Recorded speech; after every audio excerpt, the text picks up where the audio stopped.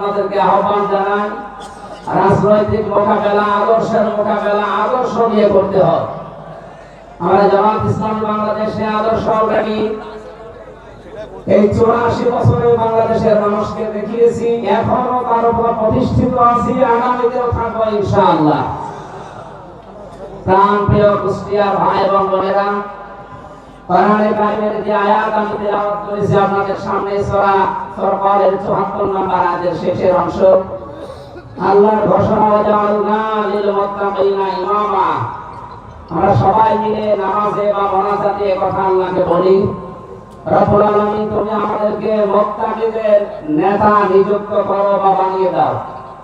আমার মনে হয় কুষ্টিয়া সহ বাংলাদেশে এবার সৎ, যোগ্য এবং নির্ভীক নেতা নির্বাচনের সময় অলরেডি এসে গেছে। নির্বাচন ফেব্রুয়ারি 12 তারিখে। এবার যদি এই সিদ্ধান্ত নিতে আমরা ভুল করে ফেলি, আমার মনে হয় 17 বছর না 34 বছর আমাদের ভাগ্যের চাকা আর চলবে না।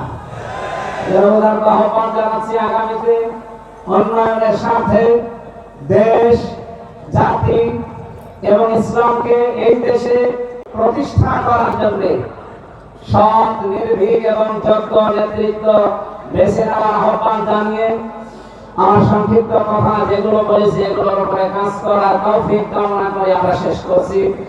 আমাদের আগে জামাত অলরেডি করেছে, 5 মিনিট হয়ে গেছে। উনি এখন শুধু পুলিশ লাইন থেকে পর্যন্ত আসতে 4-5 মিনিট লাগবে, উনি অলরেডি চলে এসেছে।